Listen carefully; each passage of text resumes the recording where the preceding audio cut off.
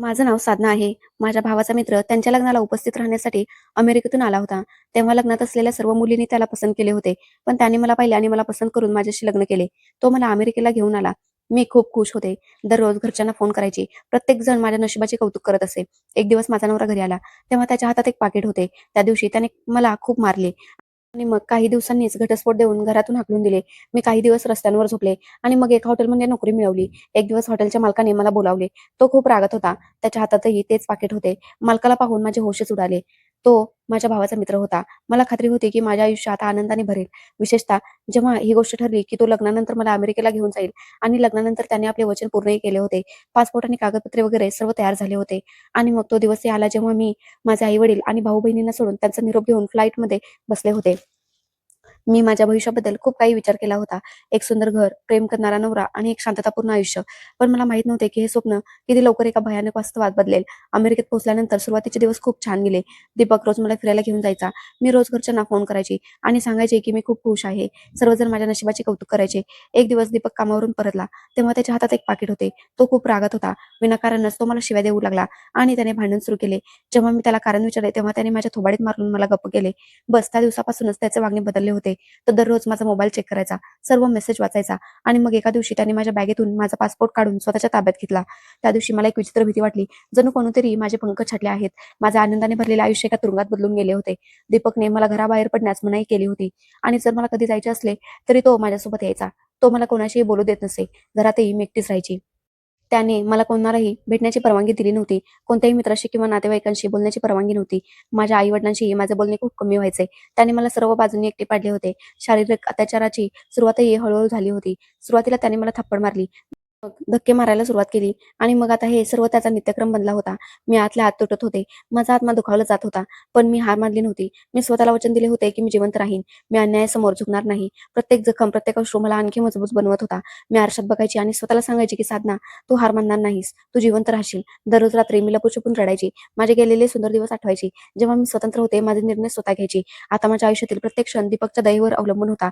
मी एका पिंजऱ्यात बंद असलेल्या पक्ष्यासारखे फडफडत होते, पण उडू शकत नव्हते. त्याने मला पूर्णपणे आपल्या नियंत्रणात घेतले होते. माझा कोणी मित्र नव्हता, कोणताही आधार नव्हता आणि मी कोणाशीही माझी अवस्था शेअर करू शकत नव्हते. त्याने मला धमकी दिली होती आणि जर मी कोणाला काही सांगितले तर तो माझ्या कुटुंबाला नुकसान पोहोचवेल. ही धमकी माझ्यासाठी सर्वात मोठी भीती होती. माझ्या आई-वडिलांसाठी, माझ्या भाऊ-बहिणींसाठी मी गप्प होते. मी बऱ्याच वेळा तिथून पळून जाण्याचा प्रयत्नही केला, पण मी नेहमी अपयशी ठरायची. तो इतका हुशार होता की मला कधी एकटे सोडायचंच नाही आणि जर मी कधी बाहेर पडलेच तर तो मला शोधून काढायचा आणि मग मला मारहाण करायला सुरुवात करायचा. मग जाणवले की माझे शरीर आणि माझे मन दोन्ही थकून गेले आहेत. पण माझ्या आत्म्यात अजूनही एक ठिणगी बाकी होती. ती ठिणगी आशेची, स्वातंत्र्याची आणि एका चांगल्या आयुष्याची होती. मी स्वतःला वचन दिले होते की हे सर्व नेहमी असेच राहणार नाही. एक दिवस येईल जेव्हा मी या कैदेतून मुक्त होईन. मी माझ्या आतला आवाज ऐकायला सुरुवात केली होती. जो मला धैर्य द्यायचा. मला सांगायचा की मी कमकुवत नाही. मी लढू शकते. या दरम्यान मी माझ्या आजूबाजूच्या वातावरणाचे निरीक्षण करायला सुरुवात केली होती. मी पाहिले होते की लोक कसे स्वतंत्र आयुष्य जगतात, कसे आपले निर्णय स्वतः घेतात. हे सर्व पाहून माझ्या आतली तळमळ आणखीनच वाढायची. मी स्वतःला मानसिकदृष्ट्या मजबूत करायला सुरुवात केली होती. मी गुपचूप इंग्रजी शिकण्याचाही प्रयत्न केला होता. टीव्ही पाहून, पुस्तक वाचून मला माहित होते की जर मला जिवंत राहायचे असेल आणि स्वतंत्र व्हायचे असेल तर मला या देशाच्या चालीरीती समजून घ्याव्या लागतील. मी स्वतःला तयार केले होते की जेव्हा ही संधी मिळेल तेव्हा मी तिचा फायदा घेईन. ही कैद फक्त माझ्या शरीरासाठी होती. माझा आत्मा अजूनही स्वतंत्र होता. मी माझ्या आतली ताकद ओळखली आणि मला खात्री होती की एक दिवस मी या ताकदीचा वापर करून माझे आयुष्य पुन्हा मिळवेन. हा एक कठीण प्रवास होता, पण मी तयार होते. जाणाऱ्या प्रत्येक दिवसासोबत माझ्या आतली आग आणखीनच भडकत होती. मी स्वतःला हे पटवून दिले होते की मी एक फायटर आहे आणि मी माझी लढाई लढेन. ही फक्त शरीराची कैद नव्हती. ही माझ्या आत्म्यालाही कैद करण्याची एक धडपड होती. पण मी त्याला यशस्वी होऊन दिले नाही. मी स्वतःला आशा दाखवायची की एक दिवस मी या कैदेतून मुक्त होऊन माझ्या आयुष्याची नवीन सुरुवात करेन. दीपकच्या धमक्या माझ्या कानात नेहमी घुमायच्या. पण मी माझ्या आत एक भिंत उभी केली होती, जी या चुकीच्या गोष्टी माझ्यापर्यंत पोहोचू देत नव्हती. मी स्वतःला एक मजबूत व्यक्ती बनवले होते आणि माझे हृदय दगडासारखे केले होते, जिथे फक्त आशा आणि धैर्याचा प्रकाश होता. सकाळी जेव्हा मी उठायची तेव्हा माझ्या डोळ्यात एक नवीन चमक असायची. एक अशी चमक जी मला सांगायची की मी अजूनही जिवंत आहे. मी स्वतःला ही खात्री दिली होती की हे सर्व काही किरकोळ नाही आणि मी एक दिवस या अंधारातून बाहेर पडून प्रकाशात येईन. मी माझ्या स्वतःचा आवाज ऐकायची, जो मला हिंमत द्यायचा, जो मला आठवण करून द्यायचा की मी खूप काही सहन केले आहे. मी लवकरच यातूनही बाहेर पडेन. या कैदीने मला तोडण्याऐवजी मला आणखी मजबूत केले होते. मी माझ्या आत एक अशी ताकद अनुभवली होती, जी पूर्वी कधीच आली नव्हती. ही ताकद माझ्या पुढच्या लढाईसाठी होती आणि मला ती कोणत्याही परिस्थितीत जिंकायची होती. कधी-कधी मला वाटायचे की मी वेडी होईन, पण मग माझ्या आई चेहरा माझ्या डोळ्यांसमोर यायचा. त्यांचे प्रेम, त्यांची आशा मला जगण्याचे कारण द्यायची. मी विचार केला होता की मी त्यांच्यासाठी जिवंत राहीन, त्यांच्यासाठी एक उदाहरण बनेन आणि त्यांना कधीही लाज वाटून देणार नाही. हा माझा निर्णय होता आणि मी त्यावर ठाम होते. एक दिवस दीपकने मला घटस्फोट दिला. त्याने मला काहीच कारण सांगितले नाही की त्याने मला का सोडले. त्याने फक्त एक कागद माझ्या हातात दिला आणि म्हणाला की तू आता स्वतंत्र आहेस, तू इथून जाऊ शकतेस. त्याचे शब्द माझ्या कानात घुमत होते की तू स्वतंत्र आहेस. मी विचार केला की मी कुठे जाईन. मला एका क्षणासाठी वाटले जणू माझे अस्तित्वच संपले आहे. मी त्याच्यासमोर रडत होते, गयावया करत होते, त्याच्यासमोर हात जोडून विनंती करत होते, पण त्याच्यावर काहीच परिणाम झाला नाही. त्याने मला घरातून सरळ सरळ हाकलून दिले होते. कोणत्याही वस्तूंशिवाय मी रिकाम्या हाताने घरातून बाहेर पडले होते. माझ्या अंगावर फक्त तेच कपडे होते जे मी घातले होते. मी रस्त्यावर आले होते, लाचार आणि असहाय्य. वाढती थंडी माझ्या शरीराला चाळण करत होती आणि भुकेने माझ्या पोटाला पीळ पडला होता. माझ्या आयुष्याची ही बाजू असू शकते याचा मी कधी विचारही केला नव्हता. एक अनोळखी जागा, अनोळखी लोक, मी स्वतःला अगदी एकटी अनुभवत होते. मी पूर्णपणे एकटी होते. त्या रात्री मी एका बागेच्या बाकावर बसून राहिले. थंडी इतकी जास्त वाजत होती की माझे दात वाजत होते आणि माझे शरीर थरथर कापत होते. मी स्वतःला आक्रसून घेतले होते, पण थंडी आतपर्यंत पोहोचत होती. थंडीपासून वाचण्यासाठी माझ्याकडे कोणताही उपाय नव्हता. कोणतीही शाल किंवा स्वेटरही नव्हता. अंगावर फक्त कपडेच होते. भुकेची जाणीव इतकी वाढली होती की मी काहीच करू शकत नव्हते. माझ्या डोक्यात फक्त एकच प्रश्न घुमत होता की आता माझे काय होईल? मी कुठे जाईन? कुठे राहीन? मी आकाशाकडे पाहिले. तारे चमकत होते, पण मला माझ्या नशिबात कोणताही प्रकाश दिसत नव्हता. एकाकीपणाने मला घेरले होते. मी स्वतःला कधीच इतके एकटे समजले नव्हते जेवढे आता समजत होते. जाणारी प्रत्येक वेळ मला वर्षांसारखी वाटत होती. मी माझ्या गेलेल्या दिवसांना आठवले, जेव्हा मी माझ्या सुरक्षित आणि आनंदी घरात राहायचे. माझे आई-वडील, भाऊ-बहीण माझ्यावर खूप प्रेम करायचे. ते दिवस किती छान होते, किती सुंदर होते आणि आज मी कुठे आले होते? बरेच दिवस मी रस्त्यांवर भटकत होते. माझी रात्र अशीच जायची. मी कचऱ्याच्या ढिगाऱ्यातून अन्न शोधले होते. बागेत रात्र घालवली होती. तिथल्या बाकांवर झोपले होते. जाणाऱ्या दिवसांसोबत माझी अवस्था बिघडत चालली होती. माझे कपडे फाटलेले होते. माझे केस विस्कटले होते. ज्यांना कंगवा लावूनही बरेच दिवस झाले होते आणि माझ्या डोळ्यात एक मेलेली चमक होती. लोक मला पाहून रस्ता बदलायचे. जणू मी एखादा आजार आहे. मी बऱ्याच वेळा माझा जीव घेण्याचाही प्रयत्न केला. वाटले की आत्महत्या करावी. पण मग जेव्हा माझ्या आत एक ठिणगी उमटायची, तेव्हा त्या ठिणगीने मला जगायला भाग पाडले होते. जी मला आठवण करून द्यायची की मी इतक्या अडचणींचा सामना केला आहे. मी एवढा त्रास सहन केला आहे, तर मग मी आता हार का मानू? मला हार मानायची नाही. मी पुढे जाईन. मी स्वतःला सांगितले होते की मला जिवंत राहायचे आहे. मला माझे आयुष्य पुन्हा मिळवायचे आहे. एक दिवस मी एका गल्लीत बसले होते. थंडी आणि भुकेने बेहाल झाले होते. तेव्हाच माझ्या समोरून एक म्हातारी स्त्री गेली. तिने मला पाहिले आणि तिच्या डोळ्यात दया होती. ती माझ्याजवळ आली आणि तिने मला काहीतरी खायला दिले. मी बऱ्याच दिवसांपासून तसेही काही खाल्ले नव्हते. मी खूप भुकेली होते, म्हणून मी पटकन ते अन्न खाल्ले. तिने मला माझ्या अवस्थेबद्दल विचारले. मग मी तिला माझी कथा सांगितली. तिने माझ्या डोळ्यातील अश्रू पाहिले आणि मग तिने मला एका जागेचा पत्ता सांगितला आणि जिथे जाऊन मी राहू शकत होते. ती म्हणाली, "तिथे तुला राहायला जागा तर मिळेलच, पण जेवणही मिळेल आणि कदाचित तू तुझ्या आयुष्याची नवीन सुरुवातही करू शकशील." तिचे शब्द माझ्यासाठी आशेचा किरण बनले होते. मी तिचे आभार मानले आणि तिने सांगितलेल्या ठिकाणी पोहोचले. त्या जागेचा रस्ता तर खूपच लांब होता, पण माझ्या पावलांमध्ये एक नवीन ताकद आली होती. मी विचार केला की कदाचित हा देवाचाच एक इशारा आहे. आता माझ्याकडे योग्य संधी आहे. जेव्हा मी तिथे पोहोचले तेव्हा तिथे एक साधीशी इमारत होती, पण ती माझ्यासाठी एखाद्या महालापेक्षा कमी नव्हती. आत प्रवेश करताच मला ऊब जाणवली आणि मग मला जेवणासाठी अन्न दिले गेले. मी बऱ्याच दिवसानंतर पोटभर जेवले होते. तिथे आणखी मुली आणि स्त्रिया उपस्थित होत्या, ज्यांच्या कथा माझ्यासारख्याच होत्या. त्यांनी माझे स्वागत केले आणि मला एक अंथरूण दिले गेले. त्या रात्री मी तिथे शांतपणे झोपले. बऱ्याच महिन्यानंतर मला इतकी गाढ झोप आली होती. ही जागा एका वसतिगृहासारखी होती. इथे राहून माझ्या आयुष्यात एक नवीन वळण आले होते. तिथे मला केवळ शारीरिकदृष्ट्याच आराम मिळत नव्हता, तर मानसिक शांतताही मिळाली होती. मी तिथल्या समुपदेशकांशी बोलले, ज्यांनी मला हिंमत दिली होती आणि मला सांगितले होते की मी आता एकटी नाही. त्यांनी मला कायदेशीर मदतबद्दलही सांगितले, पण मी अद्याप त्यासाठी तयार नव्हते. माझा सर्वात पहिला उद्देश हाच होता की मला आधी माझ्या पायावर उभे राहायचे आहे. मी इथल्या इतर मुलींकडूनही खूप काही शिकले होते. त्या सर्वजणी आपापल्या जागी एक लढाई लढत होत्या, पण त्यांच्या चेहऱ्यावर एक निर्धार होता, एक धैर्य होते. मला जाणवले होते की मी देखील त्यांच्यापैकीच एक आहे आणि आपण सर्व मिळून एकमेकींचा आधार बनू शकतो. हे हॉस्टेल माझ्यासाठी एक फक्त जागा नव्हती, तर ती एका नवीन आयुष्याची सुरुवात होती. मी स्वतःला सांगितले होते की आता मी मागे वळून पाहणार नाही. आता मी फक्त पुढे जाईन. मी माझ्या जखमा भरून काढण्याचा प्रयत्न केला होता. मी निर्णय घेतला होता की मी आता एक मजबूत व्यक्ती बनेन. मी निश्चय केला होता की आता मला थांबायचे नाही. रोज सकाळी मी उठायची तेव्हा माझ्या आत एक नवीन आशा असायची. मी स्वतःला हे समजावून सांगितले होते की मी आता कमकुवत नाही आणि मी माझे आयुष्य माझ्या मर्जीने जगू शकते. या जागेवर मी पहिल्यांदा अनुभवले होते की मी एक माणूस आहे आणि मला जगण्याचा हक्क आहे. मला तिथल्या मुलींकडून खूप काही शिकायला मिळाले होते. त्यांचे धैर्य, त्या मुलींची हिंमत माझ्यासाठी एक उदाहरणच बनले होते. मी हॉस्टेलच्या लायब्ररीमधून काही पुस्तके वाचायला सुरुवात केली होती, ज्यामध्ये स्वतःवर विश्वास ठेवण्याबद्दल आणि आयुष्यातील आव्हानांचा सामना करण्याबद्दल लिहिले होते. या पुस्तकांनी मला मानसिकदृष्ट्या मजबूत बनवले होते. मला जाणीव झाली होती की मी आता एकटी नाही. जगात अशा अनेक स्त्रिया आणि मुली आहेत ज्या माझ्यासारख्या परिस्थितीतून गेल्या आहेत आणि त्यांनी यशही मिळवले आहे. त्या आपल्या पायावर उभ्या राहिल्या आहेत. मलाही स्वतःसाठी असेच काहीतरी करायचे होते. मी या हॉस्टेलमध्ये राहून स्वतःला पुन्हा बदलले होते आणि मला खात्री होती की माझ्या आयुष्याला एक नवीन वळण देऊ शकते. माझ्या आयुष्याची नवीन पद्धतीने सुरुवात करू शकते. मी स्वतःला हा विश्वास दिला होता की मी आता एक नवीन साधना आहे. जे आपला गेलेला काळ मागे सोडून एका उज्ज्वल भविष्याकडे वाटचाल करत आहे. हे हॉस्टेल माझ्यासाठी माझे संपूर्ण जग बनले आहे, जिथे मी आयुष्य जगण्याचे नवनवीन मार्ग शिकले. मी ठरवले होते की आता मी माझ्या पायावर उभे राहिले पाहिजे. तिथल्या काउन्सिलरने खूप मदत केली होती. त्यांनी नोकरी शोधण्यातही माझी पूर्ण मदत केली होती. त्यांनी मला अशा अनेक ठिकाणांबद्दल सांगितले होते, जिथे मला नोकरी मिळू शकत होती. मी अनेक ठिकाणी नोकरीसाठी अर्ज केला होता, पण मला अनुभव नव्हता आणि माझे इंग्रजीही तितके चांगले नव्हते. मला निराशा वाटू लागली होती. पण मग एके दिवशी मला एका कंपनीच्या कॅन्टीनमध्ये काम करण्याची ऑफर मिळाली. ही एक छोटीशी नोकरी होती, पण माझ्यासाठी एक खूप मोठे आणि महत्त्वाचे पाऊल होते. मी लगेचच होकार दिला होता. मला माहित होते की हे काम माझ्यासाठी सोपे नसेल, पण मी कोणत्याही आव्हानाचा सामना करण्यासाठी तयार होते. आता मला घाबरायचे नव्हते, थांबायचे नव्हते, मला हार मानायची नव्हती. मी दुसऱ्या दिवसापासून त्या नोकरीवर रुजू झाले. कॅन्टीनमधील माझे काम खूप कष्टाचे होते आणि पूर्ण दिवस उभे राहून काम करावे लागायचे, कारण तिथे कर्मचाऱ्यांना आराम करण्याची अजिबात परवानगी नव्हती. मला सकाळी लवकर उठून तिथे जावे लागायचे. भांडी घासायची होती, साफसफाई करायची होती. ही सगळी कामे माझ्यासाठी नवीन होती. मी ही सर्व कामे करेन असा विचार मी कधीच केला नव्हता. पण आता हेच माझे वास्तव होते. मी स्वतःला समजावले होते की ही फक्त एक सुरुवात आहे आणि मला याचा चांगला फायदा घ्यावा लागेल. माझे आयुष्य जे कधी अडचणीने भरलेले होते, मला ते सुधारावे लागेल. मी पूर्ण प्रामाणिकपणे आणि मन लावून काम करायला सुरुवात केली. मी माझ्या आतली हिंमत ओळखली. मला स्वयंपाक करण्याची खूप आवड होती आणि मी विचार केला की मी माझ्या या आवडीचा माझ्या कामात का समावेश करू नये. मी देशी जेवण बनवायला सुरुवात केली. जसे छोले भटुरे, शाही पनीर, मिक्स भाजी, लच्छा पराठा, कढी चावल आणि इतरही अनेक वेगवेगळ्या प्रकारच्या रेसिपी ज्या मी भारतात खायची आणि माझी आई ज्या पद्धतीने जेवण बनवायची, त्याच पद्धतीने मी इथेही जेवण बनवणार होते. कारण घरात जेव्हा माझी आई जेवण बनवायची, तेव्हा मला तिच्या हातचे हे देशी जेवण खूप आवडायचे. मी माझ्या देशाच्या पद्धतीने जेवण बनवू लागले होते. तेव्हा तिथले लोक आश्चर्यचकित झाले. पण मग त्यांना माझ्या हातचे बनवलेले जेवण खूप आवडू लागले. मास्टर जेम्स, जे कॅन्टीनचे इन्चार्ज होते, ते एक खूप चांगले गृहस्थ होते. त्यांनी मला खूप पाठिंबा दिला. ते माझ्या मेहनतीवर आणि प्रामाणिकपणावर खूप खुश होते. त्यांनाही माझ्या हातचे बनवलेले भारतीय जेवण खूप आवडले होते आणि ते म्हणाले होते की जर तुला या जेवणात आणखी रेसिपी जोडायच्या असतील तर तू ते करू शकतेस. आम्ही तुला पूर्ण पाठिंबा देऊ. ते नेहमी माझ्या हाताच्या बनवलेल्या जेवणाचे कौतुक करायचे आणि इतर कर्मचारीही माझ्या हातच्या जेवणाचे चाहते झाले होते. तिथले सर्व लोक म्हणायचे की साधना, तुझ्या हातच्या जेवणात तर जादू आहे. आम्हाला भारतीय जेवण खूप आवडते आणि तू ज्या पद्धतीने जेवण बनवतेस त्यात एक वेगळीच चव असते. ते माझे कौतुक करायचे. तेव्हा मला खूप छान वाटायचे. त्यांच्या कौतुकाचा एक एक शब्द माझ्यासाठी खूप खूप मोलाचा होता. ही सगळी स्तुती मला धैर्य यायची की मी काहीतरी करू शकते. मी कोणापेक्षा कमी नाही. मी खूप कामाचे आहे.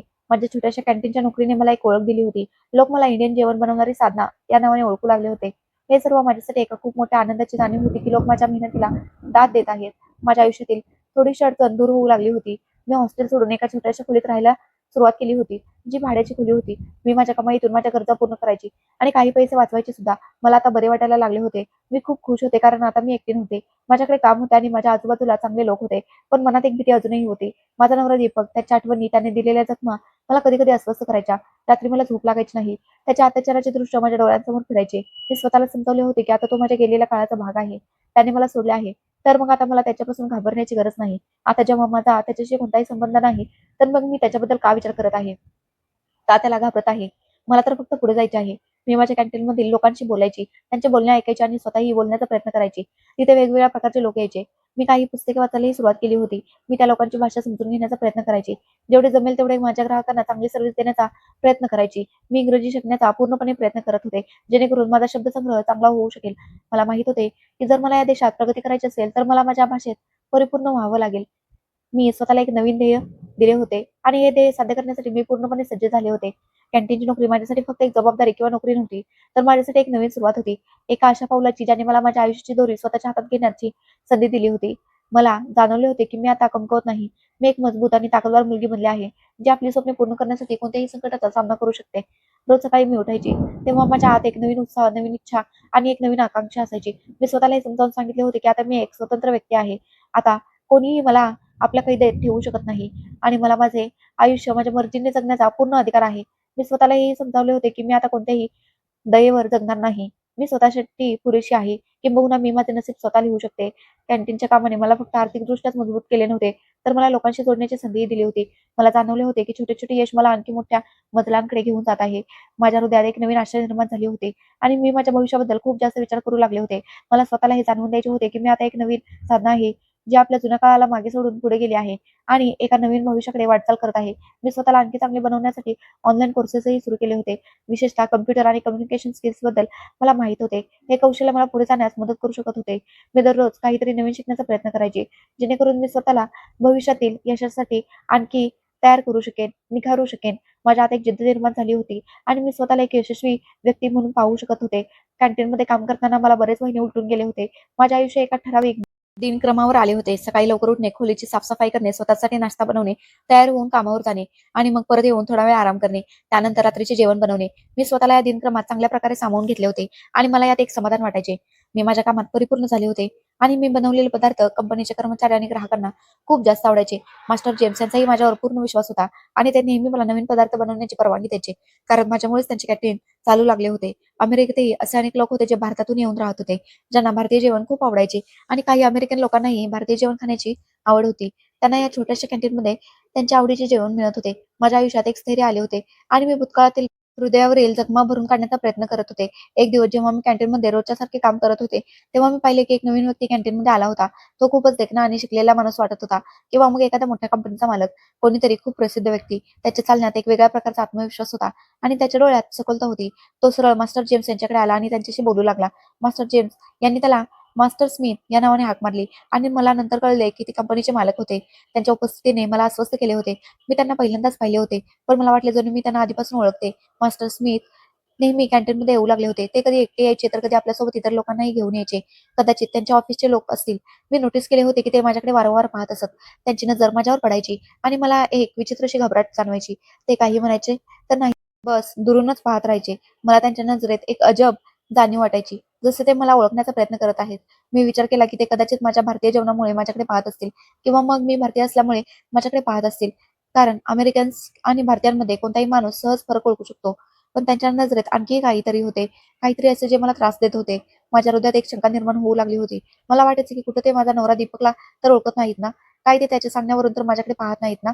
माझ्या भूतकाळातील भीतीने मला पुन्हा एकदा वाईट प्रकारे हादरवून टाकले होते. मला अस्वस्थता वाटू लागली होती, घबराट वाटू लागली होती. मी स्वतःला दिलासा दिला आणि समजावले की हा फक्त माझा गैरसमज आहे. पण त्यांची उपस्थिती मला सतत अस्वस्थ करत होती. मी प्रयत्न केला की मी त्यांच्याशी नजर मिळवणार नाही. पण ते जेव्हाही यायचे वारंवार माझ्याकडेच पाहायचे. त्यांच्या डोळ्यात एक मृदुता होती. पण मला या मृदुतेतही एक प्रश्न दिसायचा. मी स्वतःला हे समजावून सांगितले होते की मी आता एक स्वतंत्र मुलगी आहे आणि मला कोणालाही घाबरण्याची गरज नाही. पण माझ्या आतली भीती मला अजूनही अस्वस्थ करत होती, जी अजूनही माझ्या हृदयात होती. मी स्वतःला कामात वेगळे ठेवण्याचा पूर्ण प्रयत्न केला होता, जेणेकरून जर मी कामात वेगळे राहिले तर मी त्यांच्याबद्दल जास्त विचार करणार नाही. पण त्यांचे चित्र माझ्या डोक्यातून जातच नव्हते. मी मास्टर जेम्स यांना त्यांच्याबद्दल विचारले तेव्हा त्यांनी मला सांगितले की मास्टर स्मिथ खूप यशस्वी आणि दयाळू माणूस आहेत. ते आपल्या कंपनीच्या कर्मचाऱ्यांची खूप जास्त काळजी घेतात. त्यांचे बोलणे ऐकून मला थोडे समाधान मिळाले होते. पण माझ्या मनातील शंका अजून पूर्णपणे संपली नव्हती. मी विचार केला की जर ते खरोखरच दीपकबद्दल काही जाणत असतील, तर मला काही ते नुकसान पोहोचवण्याचा प्रयत्न करतील, की मी काही जास्तच विचार करत आहे, की असे असू शकते की ते माझी मदतही करू शकतील. असे अनेक प्रश्न माझ्या डोक्यात घुमत होते. मी स्वतःला मजबूत करण्याचा निर्णय घेतला होता. मी विचार केला की जर ते खरोखरच दीपकबद्दल काही जाणत असतील, तर मला त्यांचा सामना करावा लागेल. मी आता ती कमकुवत साधना नव्हते जी कोणाच्याही अन्यायासमोर झुकेल. मी माझ्या आतली ताकद पुन्हा एकदा जागृत केली होती. मी स्वतःला सांगितले होते की मी कोणत्याही परिस्थितीत त्यांचा सामना करण्यासाठी तयार आहे. मास्टर स्मिथच्या उपस्थितीने माझ्या आयुष्याला एक नवीन वळण दिले होते. मला माहित होते की हे वळण मला कुठे घेऊन जाईल, पण मी तयार होते. मी मनात निर्णय घेतला होता की मी आता एक स्वतंत्र मुलगी आहे आणि मला माझे निर्णय स्वतः घ्यायचे आहेत. माझ्यापुढे मागे कोणीही नाही. आता ना मला कोणी कैदेत ठेवले आहे, तर मग मला कोणालाही घाबरण्याची गरज नाही. हे माझ्यासाठी एक नवीन आव्हान होते आणि मी या आव्हानाचा सामना करण्यासाठी पूर्णपणे तयार होते. जाणाऱ्या प्रत्येक दिवसासोबत मी त्या नजरांमध्ये एक नवीन प्रश्न पाहायची आणि माझी उत्सुकता वाढत चालली होती. त्यांची मूक नजर आता एक कथा सांगत होती, जी मी समजून घेण्याचा प्रयत्न करत होते. कधी-कधी मला वाटायचे की ते माझ्याकडे सहानुभूतीने पाहत आहेत आणि कधी-कधी मला त्यांच्या नजरेत एक सखोल विचार दिसायचा. हे सर्व मला पूर्णपणे अस्वस्थ करणारे होते, पण सोबतच एक विचित्र अशी आशाही हृदयात निर्माण होती. त्यांच्या उपस्थितीने माझ्या हृदयात एक विचित्र खळबळ माजवली होती, जसे एखादे वादळ येणार असावे. पण मी या वादळाचा सामना करण्यासाठी अजून तयार नव्हते. मला हेही जाणवायचे की त्यांच्या नजरेत माझ्याबद्दल आदर होता, जो मला खूप आवडायचा.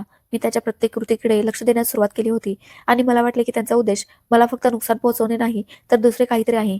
मी काही जास्तच विचार करू लागले होते. एक दिवस जेव्हा मी कॅन्टीनमध्ये माझ्या कामात व्यग्र होते, तेव्हा मास्टर जेम्स माझ्याकडे आले आणि म्हणाले की मास्टर स्मिथनं मला त्यांच्या ऑफिसमध्ये बोलावले आहे. माझ्या हृदयाची धडधड वाढली होती आणि मी विचार करत होते की त्यांनी मला का बोलावले असेल. मला वाटले की माझी शंका खरी होती. ते खरोखरच दीपकबद्दलच काही जाणतात. माझ्या डोक्यात अनेक प्रश्न उभे होते, की काय मला ते नोकरीवरून काढून टाकतील? काय ते मला दीपकशी संबंधित काही बोलतील? एका भीतीची लाट माझ्या संपूर्ण शरीरातून धावली होती. मी मास्टर जेम्स यांची परवानगी घेतली आणि मास्टर स्मिथच्या ऑफिसकडे जाऊ लागले. माझी पावले जड होत होती. प्रत्येक पाऊल जणू माझ्यासोबत एक नवीन भीती घेऊन येत होते. माझी भीती वाढतच चालली होती. जेव्हा मी मास्टर स्मिथच्या ऑफिसमध्ये प्रवेश केला, तेव्हा ते त्यांच्या खुर्चीवर बसले होते. त्यांनी मलाही बसण्याचा इशारा केला होता. मी समोर ठेवलेल्या खुर्चीवर बसले आणि माझी नजर त्यांच्या नजरेला मिळाली.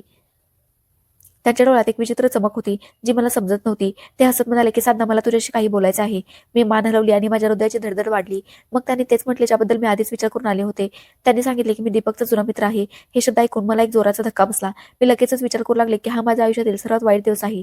पुढे ते म्हणाले की मला तुझ्या परिस्थितीची खूप चांगल्या प्रकारे माहिती आहे. मला माहित होते की दीपकने तुझ्यासोबत काय केले आहे. त्यांचे शब्द ऐकून मी आश्चर्यचकित झाले. ते हे सर्व कसे जाणतात यावर माझा विश्वासच बसत नव्हता. त्यांनी सांगितले की दीपकने त्यांना त्यांच्या अडचणीबद्दल सांगितले होते आणि या दरम्यान त्यांनी माझ्या अवस्थेबद्दलही जाणून घेतले होते. त्यांनी सांगितले होते की जेव्हा त्यांना कळाले की मी या कंपनीत कॅन्टीनमध्ये काम करत आहे तेव्हा त्यांनी मला मुद्दाम नोकरी दिली होती जेणेकरून ते माझी मदत करू शकतील. त्यांचे हे शब्द ऐकून मी गोंधळ आणि शंकेत पडले होते. मी विचारले, काय हे खरे आहे? काय एखादा अनोळखी माणूस माझी इतकी मदत करू शकतो? मी त्यांना विचारले की तुम्ही माझी मदत का केली? तुम्हाला यातून काय फायदा मिळेल? त्यांनी हसून उत्तर दिले की साधना, प्रत्येक मदतीच्या मागे कोणताही फायदा नसतो. मी तुझ्या डोळ्यात एक चमक पाहिली होती, एक अशी चमक जी हार मानायला तयार नव्हती. मी तुझ्या धैर्याचे आणि जिद्दीचे कौतुक केले आहे आणि मला वाटले की तुला एक संधी मिळायला हवी. त्यांचे शब्द माझ्या हृदयाला भिडले. कोणी अनोळखी माणूस माझी इतकी मदत का करेल, माझी इतकी काळजी करेल याचा मी कधीही विचार केला नव्हता. पण तरीही माझ्या मनात एक शंका बाकी होती. मी माझ्या आयुष्यात खूप फसवणूक सहन केली होती आणि मी कोणावरही इतक्या सहजासहजी विश्वास ठेवू शकत नव्हते. मास्टर स्मिथना जाणवले की मी अद्याप शंकेत बुडालेली आहे. त्यांनी सांगितले की साधना, मला माहित आहे की तू खूप काही सहन केले आहेस, पण मी तुला खात्री देऊ इच्छितो की मी तुझा मित्र आहे, तुझा शत्रू मुळीच नाही. मी तुझे काहीही वाईट इच्छित नाही, तर मी तुझ्याबद्दल विचार करतो आणि मला तुला मदत करायची आहे. त्यांनी मला काही कागदपत्रे दाखवली ज्यामध्ये दीपकबद्दल काही माहिती लिहिलेली होती आणि हेही लिहिलेले होते की तो आता अमेरिकेच्या बाहेर गेला आहे. हे सर्व पाहून मला थोडे समाधान मिळाले होते. मला जाणवले होते की कदाचित ते खरं बोलत आहेत. माझ्या डोक्यात भूतकाळातील सर्व कटू आठवणी ताज्या झाल्या होत्या, पण यावेळी त्यांच्यासोबत आशेचा एक किरणही होता. मी त्यांचे आभार मानले आणि त्यांच्या ऑफिसमधून बाहेर आले. माझी पावले आता हलकी झाली होती आणि माझ्या हृदयात एक विचित्र आनंद पसरला होता. मी विचार केला की कदाचित देवाने माझी प्रार्थना ऐकली असावी. हे खूप मोठे सत्य होते ज्याने माझ्या आयुष्याची दिशा बदलून टाकली होती. मी स्वतःला समजावले की मास्टर स्मिथवर पूर्ण विश्वास ठेवायला हवा, कारण त्यांना माझी मदत करायची आहे. त्यांच्या डोळ्यात मी सत्य पाहिले होते. ही माझ्या आयुष्याची एक नवीन सुरुवात होती, एक अशी सुरुवात ज्यामध्ये मला आशेचा प्रकाश दिसत होता. मी माझ्या भूतकाळाला मागे सोडून पुढे जाण्याचा निर्णय घेतला. तसेही त्या काळाने मला दुःखच दिले होते आणि मास्टर स्मिथच्या मदतीने मी माझे आयुष्य पुन्हा नव्याने उभे करण्याचा प्रयत्न केला होता. त्याच क्षणी मला वाटले की माझ्या आयुष्यात एक नवीन काळ सुरू झाला आहे आणि हा काळ आता मी माझ्या हिशोबाने जगेन. मी स्वतःला उत्तम बनवण्याचा पूर्ण प्रयत्न केला होता आणि ठरवले होते की मला माझे निर्णय स्वतः घ्यायचे आहेत. त्यांच्या बोलण्याने माझ्या हृदयावरील एक ओझे उतरवले होते. मला वाटले जणू मी काही काळानंतर नीट श्वास घेतला असावा. त्यांची सहानुभूती आणि त्यांच्या चांगल्या वागणुकीने माझ्या हृदयात एक नवीन जागा निर्माण केली होती आणि मी पहिल्यांदाच अनुभवले होते की मी खरोखरच सुरक्षित आहे. त्यांनी मला एका नवीन आयुष्याचा मार्ग दाखवला होता आणि मी त्या मार्गावर चालण्यासाठी पूर्णपणे तयार होते. मास्टर स्मिथची पूर्ण भेटल्यानंतर माझ्या आयुष्यात एक नवीन बदल आला होता. मी त्यांच्यावर विश्वास ठेवण्याचा निर्णय घेतला होता. जरी माझ्या हृदयात अजूनही थोडी शंका होती, पण त्यांच्या बोलण्यात एक सच्चाई होती, एक विश्वास होता आणि त्यांच्या डोळ्यात त्या सत्याची चमकही दिसत होती की ते खोटे बोलत नाहीत. त्यांना खरोखरच माझी मदत करायची आहे. मी स्वतःला हे समजावून सांगितले होते की तो माणूस माझे आयुष्य चांगले बनवेल. मास्टर स्मिथनी मला सांगितले होते की माझा पासपोर्ट परत घेऊन येतील. हे शब्द माझ्यासाठी एक चमत्कारापेक्षा कमी नव्हते. माझा पासपोर्ट माझ्यासाठी माझे कागदपत्र नव्हते, तर माझ्या स्वातंत्र्याची ओळख होती. काही दिवसानंतर मास्टर स्मिथनी मला त्यांच्या ऑफिसमध्ये बोलावले आणि माझा पासपोर्ट माझ्या हवाली केला. मी पासपोर्ट माझ्या हातात घेतला तेव्हा माझ्या डोळ्यातून अश्रू वाहू लागले. हा एक क्षण असा होता जो मी कधीही विसरू शकत नव्हते. मी बऱ्याच महिन्यानंतर माझे स्वातंत्र्य अनुभवले होते. मी मास्टर स्मिथचे मनापासून आभार मानले आणि त्यांचे कृतज्ञ राहिले. यावेळी माझ्या धन्यवादात कोणतीही शंका नव्हती. माझ्या वागणुकीत त्यांच्याबद्दल खूप आदर होता. त्यांनी हसत सांगितले की साधना, ही तर फक्त सुरुवात आहे. यानंतर तुझ्या आयुष्यात आणखीही सुखद बदल घडतील. मला कंपनीमध्ये बढती मिळाली आणि मी त्यांच्या कंपनीचे मॅनेजर झाले. हे माझ्यासाठी एक खूप मोठे पाऊल होते. मी कॅन्टीनमधून बाहेर पडून एका कॉर्पोरेट वातावरणात काम करेन असा मी कधी विचारही केला नव्हता. हे एक नवीन आव्हान होते, पण मी त्यासाठी तयार होते. मी पूर्ण जिद्दीने आणि मेहनतीने काम केले होते. मी इंग्रजी बोलायला शिकले होते, कॉम्प्युटर चालवायला शिकले होते, ऑफिसची इतर कामे समजून घेतली. माझ्यासोबत काम करणाऱ्या माझ्या सहकाऱ्यांनीही मला खूप मदत केली होती आणि मला पावलोपावली पाठिंबा दिला होता. मास्टर स्मिथ देखील माझ्या कामावर खूप खुश होते. त्यांचा माझ्यावर खूप जास्त विश्वास होता आणि माझे काम पाहून तर ते माझ्यावर आणखीनच विश्वास ठेवू लागले होते. मी आधीपेक्षा अधिक मजबूत मुलगी बनत चालले होते. मी स्वतःला हे समजावून सांगितले होते की मी कोणापेक्षा कमी नाही. मी माझे मते मांडायची आणि माझे निर्णय स्वतः घ्यायची. माझ्यातली भीती हळूहळू कमी होऊ लागली होती. मी माझ्या हृदयावर असलेल्या भूतकाळाच्या जखमा भरून काढायला सुरुवात केली होती. मला जाणवले होते की मी आता स्वतंत्र आहे आणि मी माझे आयुष्य माझ्या मर्जीने जगू शकते. मी स्वतःला एक नवीन ध्येय दिले होते आणि हे ध्येय साध्य करण्यासाठी मी पूर्णपणे सक्षम झाले होते. मी शिक्षणाच्या क्षेत्रातही पुढे जाण्याचा निर्णय घेतला. मी संध्याकाळचे वर्ग सुरू केले जेणेकरून मी माझे शिक्षण पूर्ण करू शकेन. माझ्या आयुष्यात आता आणखी एक नवीन वळण आले होते. मी कामही करायचे, अभ्यासही करायचे आणि स्वतःसाठी वेळही काढायची. मी स्वतःला पुन्हा नव्याने ओळखले आणि मला स्वतःवर प्रेम वाटू लागले होते. मला जाणवले होते की मी आता ती कमकुवत मुलगी नाही, जी भूतकाळाच्या सावलीत जगायची. मी एक मजबूत, आत्मविश्वासू आणि ताकदीने भरलेली मुलगी बनले होते. माझ्या चेहऱ्यावर एक नवीन चमक होती आणि माझ्या डोळ्यात एक नवीन प्रतिभा होती. मास्टर स्मिथनाही माझ्या आतील बदल जाणवले होते, ज्यामुळे ते खूप खुश होते. ते नेहमी माझे कौतुक करायचे आणि मला पुढे जाण्याचा सल्ला द्यायचे. मी माझ्या आई-वडिलांशी संपर्क साधला आणि त्यांना माझ्या परिस्थितीबद्दल सांगितले. ते मला पाहून खूप खुश झाले होते. मी इतकी मजबूत झाले आहे यावर त्यांचा विश्वासच बसत नव्हता. मी त्यांना सांगितले होते की मी आता सुखरूप आहे आणि मला आता कोणत्याही गोष्टीची भीती नाही. हा एक खूपच भावनिक क्षण होता. जेव्हा मी माझ्या आई-वडिलांना पुन्हा पाहिले, मी त्यांना सांगितले की मी माझे आयुष्य माझ्या मर्जीने जगेन आणि मी त्यांच्यासाठी अभिमानाचे कारण बनेन. ही एक नवीन सुरुवात होती. एक अशी सुरुवात ज्यामध्ये मला माझी स्वप्ने पूर्ण करण्याची संधी मिळत होती. मी स्वतःला पुन्हा समजावले होते की मी आता एक स्वतंत्र स्त्री आहे. मला माझे आयुष्य माझ्या मर्जीने जगायचे आहे. जाणाऱ्या प्रत्येक दिवसासोबत मी माझ्या यशावर अभिमान बाळगायची आणि मला खात्री होती की मी आता आणखी पुढे जाईन. माझ्या आत एक आत्मविश्वास निर्माण होऊ लागला होता, ज्याने मला एक नवीन ओळख दिली होती आणि मला जाणवले होते की मी आता कोणत्याही अडचणीचा सामना सहज आणि एकटी आणि स्वाभिमानाने करू शकते. आता मला फक्त स्वतःसाठी नाही तर त्या सर्व स्त्रियांसाठीही एक उदाहरण बनायचे होते, ज्या माझ्यासारख्या परिस्थितीतून जात होत्या. मी स्वतःला समजावले की माझा भूतकाळ मला कमकुवत करू शकत नाही, तर तो मला आणखी मजबूत बनवतो. माझ्या आयुष्यात सर्व काही ठीक चालले होते. मी माझ्या नोकरीत खुश होते, अभ्यासही करत होते आणि माझ्या हात एक नवीन आत्मविश्वासही आला होता.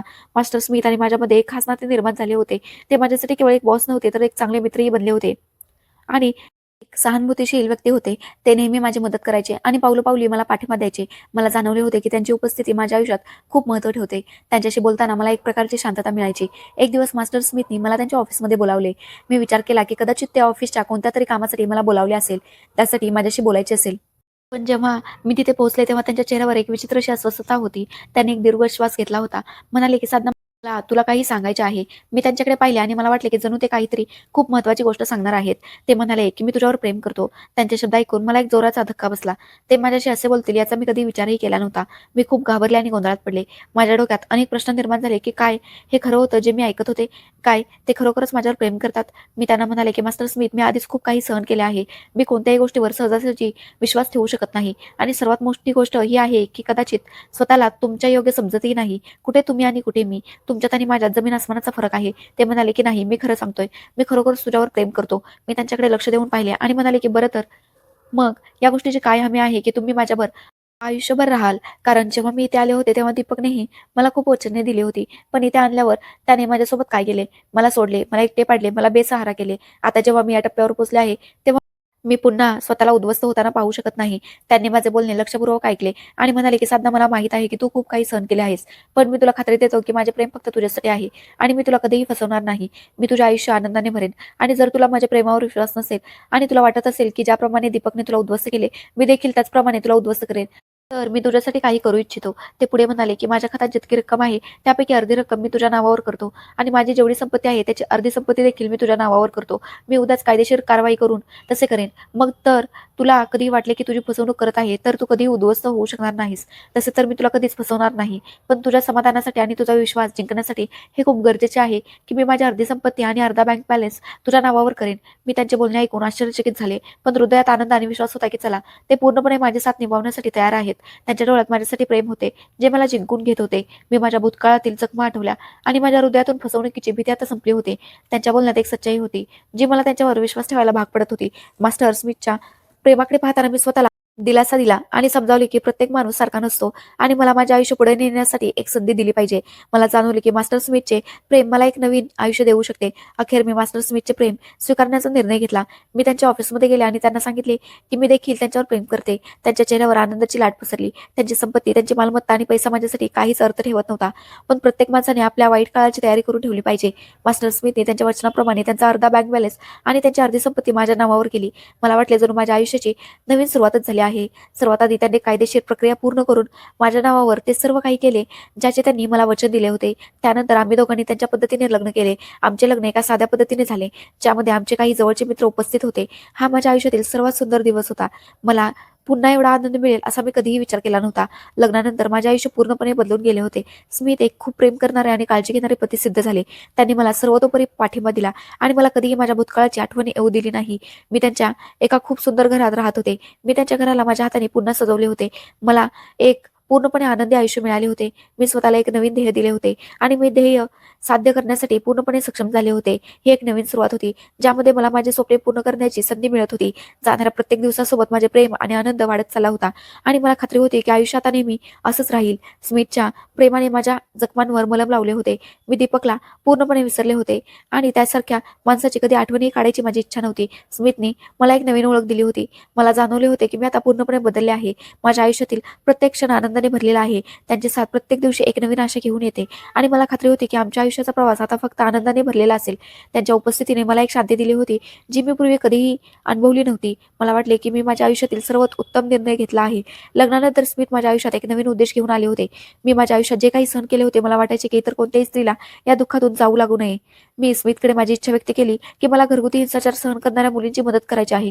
त्यांनी माझे बोलणे ऐकले आणि माझ्या बोलण्यावर पूर्ण लक्ष दिले. आम्ही मिळून एक संस्था स्थापन केली, जिचा उद्देश होता घरगुती हिंसाचाराला बळी पडलेल्या मुलींना आणि स्त्रियांना आधार देणे, कायदेशीर मदत देणे आणि त्यांना न्याय मिळवून देणे. हे काम माझ्यासाठी फक्त काम नव्हते, तर हे माझे स्वप्न होते, माझा उद्देश होता. आम्ही एक टीम बनवली, तिचे नाव ठेवले होते आशेचा किरण. सुरुवातीला आम्हाला काही अडचणींचा सामनाही करावा लागला, पण आम्ही हार मानली नाही. आम्ही लोकांची मदत केली आणि हळूहळू आम्ही प्रसिद्ध झालो. लाचार आणि असहाय्य लोकांची मदत करण्याचे काम आम्ही सुरू केले. जेव्हा मी मुलींच्या डोळ्यात आशेची चमक पाहायची, तेव्हा मला माझ्या जगण्याचा उद्देश मिळायचा. मला वाटायचे की माझ्या आयुष्यातील सर्व अडचणींचा एकच हेतू होता आणि तो हा की मी इतरांची मदत करू शकेन. आम्ही आमच्या संस्थेची एक शाखा भारतातही उघडली. हा माझ्यासाठी एक अत्यंत भावूक क्षण होता.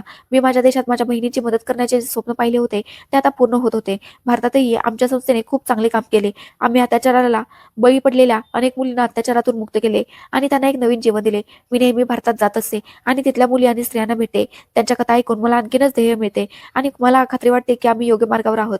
या दरम्यान मी माझ्या विद्यापीठाचे शिक्षणही पूर्ण केले. मी बिझनेस मॅनेजमेंटची पदवी मिळवली आणि मग माझ्या स्वतःच्या व्यवसायासाठी यशस्वी सुरू केला. हा एक कपड्यांचा ब्रँड होता, ज्यामध्ये मी भारतीय वस्त्रांना वेगवेगळ्या अंदाजात सादर केले. माझा व्यवसाय खूप यशस्वी झाला आणि मी अनेक स्त्रियांना रोजगार दिला. मी माझ्या व्यवसायाला माझ्या संस्थेशी जोडले आणि माझ्या नफ्यातील एक भाग मी लोकांसाठी वापरू लागले. मी आता एक वर्किंग वुमन बनले होते, एका मजबूत टीमचे मॅनेजर होते आणि सर्वात महत्त्वाचे, मी एक आनंदी आणि निश्चित स्त्री होते. मी जगभरातील स्त्रियांसाठी आशेचा किरण बनले होते. मी माझी कथा सांगून स्त्रियांना हा संदेश दिला की त्यांनी कधीही हार मानू नये आणि आपली स्वप्ने पूर्ण करण्यासाठी कोणत्याही अडचणींचा सामना करावा. माझी कथा अनेक स्त्रियांसाठी धैर्याचे कारण ठरली होती आणि ती त्यांच्या आयुष्यात अनेक बदलही घेऊन आली. मी माझा भूतकाळ विसरून गेले होते, पण त्या जखमा आम्ही कधीही विसरले नाही. त्या जखमा मला आठवण करून द्यायच्या की मी कुठून आले आहे आणि मला कोणत्या उद्देशासाठी जगायचे आहे. स्मित कायमचे माझ्यासोबत होते. ते माझा प्रत्येक निर्णयात मला साथ द्यायचे आणि मला पुढे जाण्याचा सल्ला द्यायचे. आयुष्य आनंद आणि शांततेने भरलेले होते. माझ्या आयुष्याचा हा शेवट असेल याचा मी कधीही विचार केला नव्हता. जाणाऱ्या प्रत्येक दिवसासोबत माझे आयुष्य एका परिपूर्ण वर्तुळासारखे बनले होते, ज्यात प्रत्येक अडचणीनंतर एक प्रकाशमय सकाळ असते. मी माझ्या आयुष्यातील प्रत्येक क्षण इतरांच्या मदतीसाठी समर्पित केला होता आणि मला यात सखोल समाधान वाटायचे. हा माझ्या आयुष्यातील सर्वात मोठा उद्देश होता आणि हा उद्देश साध्य करून मी खूप खुश होते. मला जाणवले होते की माझा प्रवास अजून संपलेला नाही, तर ही एक नवीन सुरुवात आहे, जिथे मी माझ्या कथेने इतरांना प्रभावित करेन आणि त्यांनाही आपले स्वप्ने पूर्ण करण्याची हिंमत देईन. भविष्यात माझा विचार आहे की मी प्रत्येक ठिकाणच्या घरगुती हिंसाचाराचे शिकार झालेल्या स्त्रियांना वाचवू शकेन. मला वाटते की कधीही कोणतीही स्त्री माझ्यासारख्या परिस्थितीतून जाऊ नये आणि जर गेलीच तर तिला माहीत असावे की तिच्यासाठी आशेचा किरण उपस्थित आहे. माझ्या आयुष्यातील प्रत्येक क्षण एक धडा आहे आणि मी हा धडा इतरांसोबत वाटून त्यांना मजबूत करेन. हे माझे स्वप्न होते आणि मी ते पूर्ण करण्यासाठी पूर्णपणे तयार आहे. भारतात परत येणे माझ्यासाठी एक स्वप्नासारखे होते, पण यावेळी मी एकटे नव्हते. स्मित माझे पती माझ्यासोबत होते आणि आम्ही आमच्या शहरातील एका मोठे घर विकत घेऊन त्यात उम्मीद की किरण हे ऑफिस बनवले होते. इथेही आम्ही स्त्रियांची भरपूर मदत करतो, बेसहारा स्त्रियांना आधार देतो आणि त्यांना न्याय मिळवून देतो. आमचे काम अजूनही सुरू आहे, सत्याचे आणि चांगुलपणाचे. मित्रांनो, आशा करते की तुम्हाला आमची कहाणी आवडली असेल. कथा आवडली असेल तर व्हिडिओला लाईक करा. चॅनलवर नवीन असाल तर चॅनलला सबस्क्राईब करा आणि हो, नोटिफिकेशन बेल नक्की दाबा, जेणेकरून पुढचे अपडेट तुम्हाला सर्वात आधी मिळेल.